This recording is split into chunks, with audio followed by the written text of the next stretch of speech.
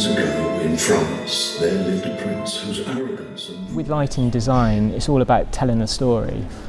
So you're trying to tell the story with lighting and basically take people to those locations. With Panto, it's great because a lot of the time we go to places that don't exist. So how I see it is my vision.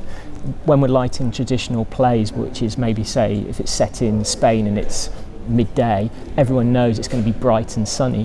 Whereas things like this, if we take, someone to the beast's lair, is how I want to imagine it. So I think that's kind of quite nice, having that whole theatrical feel with things and being able to pull that information across to create those virtual worlds. When I started wanting to go in this direction, I was 7 and I was sat in my bedroom at home and I would be flashing my lights on and off to the beats of the music. And that was my first sort of thing of putting sound to light and having that whole creative element. And that kind of is where I then went through school, designing on school shows and working with local drama societies. And then I sort of went and studied at college media and video, and then sort of did lighting and stuff like that. And then I was lucky enough to have some training with the BBC in their lighting department, so that allowed me to pull that kind of style into my theatre designs.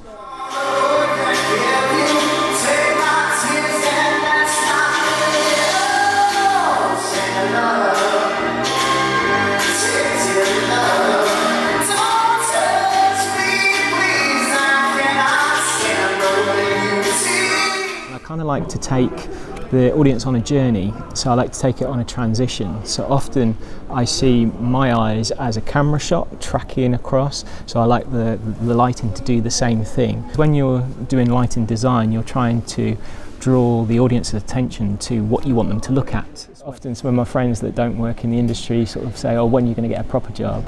And I'm like, well, does your proper job allow you to travel the world and do that? So no, it is lucky. You have to enjoy doing it because it does become your social life. You put in hundreds of hours to get a show ready, because if the deadline is like tonight is 7 o'clock, that show is opening at 7. But then you get the reward. So for me tonight, there'll be a 1,000-seater sellout in less than an hour, and when the kids watch this, a lot of the time it'd be their first visit to a theatre, 4 and 5-year-olds. If I can create the magic, like you saw this afternoon, of the transformation scene, and they believe he's transforming and flying, that's the reward, I think, as a designer and a creative person, that those kids believe in your magic. And that's probably the most satisfying thing for all the hours, and that's kind of the magic of theatre, I guess, creating these worlds that don't exist.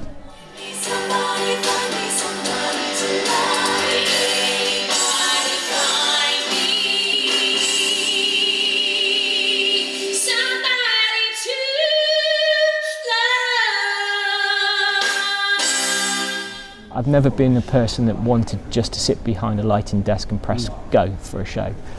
Like for this, I'm here till tomorrow night, and then I pass it over to the house team and they will operate the 53 shows, and I'll come back for the last night in the get out. For me, the challenge is getting it to this stage and the magic. And certainly for me, touring shows with the Avolites has made it a lot more flexible. I'm actually running a Tiger Touch 2 on the show. To have a desk that 1 minute can be doing the concert looks to then being able to create the magic and the dark is really nice with the Avolites, because we've got the shape generator, we've got the keyframes, so we're able to really quickly create these big movement looks. Shape generator, keystone, pixel mapping, all that is really nice to be able to use on shows like this, because we have to create big looks really quickly. So for me, I think Avo's gone down the right way. We just kind of need to get more theatre people to be using it and giving it a chance, because I still think there's a stigma that Avolites are for concerts and touring rather than for theatre production. So it's nice to see that, again, they're taking information from the end user of what we need the consoles to do to make our life easier, rather than just saying, here's a console, make it work. So yeah, they're really good, and it's really nice to be working with a British company that wants to develop and make something that works for us in the industry. So yeah, pat on the back to them. If I was trying to sum up what to me Avolites is as a console at the moment, it's kind of a console that can do all genres. We can do theatre on it, we can do live events on it, and corporate work. So to have a console that I can turn up at any gig with and know that I can make a show work is for me really great.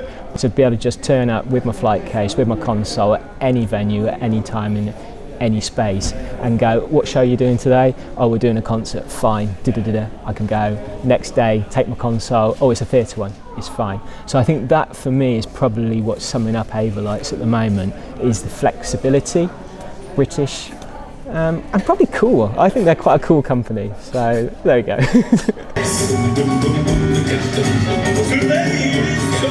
Today's choice.